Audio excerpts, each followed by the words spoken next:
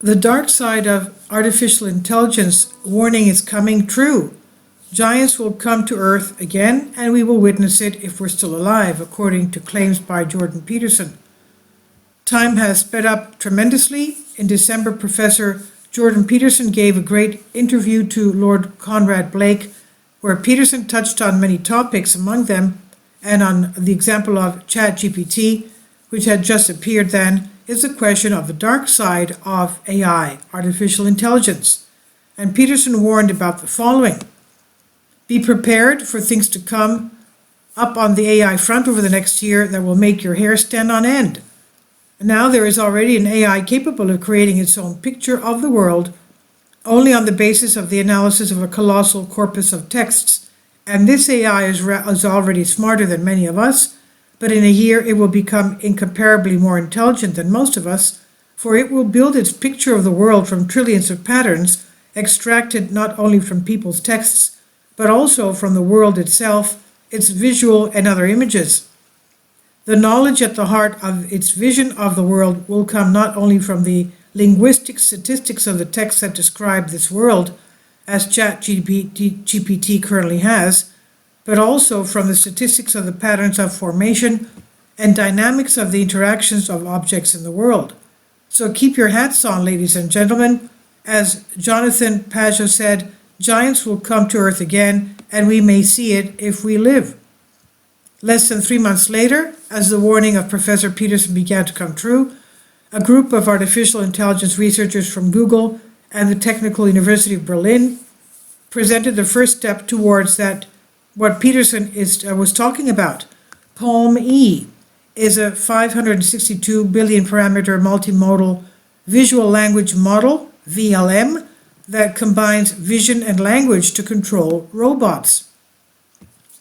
Given the command, "Bring me some rice chips from the kitchen drawer," PALM-E can generate an action plan for a mobile robotic platform with a mechanical arm developed by Google Robotics and execute the entire set of generated actions. PALM-E does this by analyzing data from the robot's camera without requiring a pre-rendered representation of the scene. This eliminates the need for human pre-processing or annotation and allows the robot to work autonomously.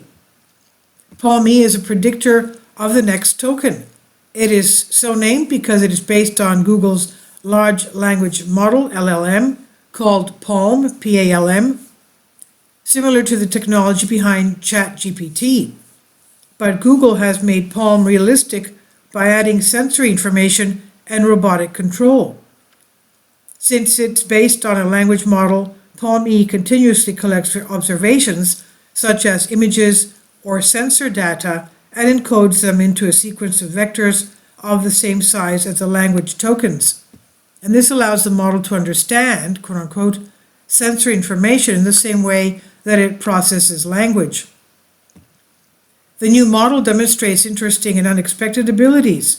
For example, it exhibits positive transfer, which means that it can transfer the knowledge and skills learned from one task to another, resulting in significantly higher performance compared to single-tasking robot models.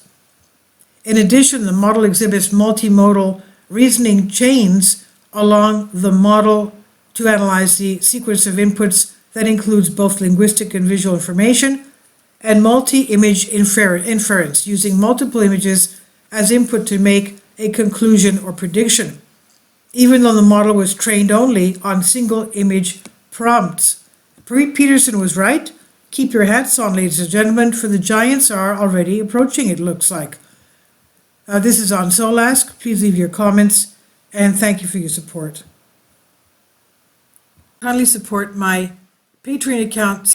The daily posts are 5 videos daily, and they are totally different from what I have on my YouTube channel. Thank you so much for your support and that you find all my content so interesting. You'll find the Patreon account details in the description box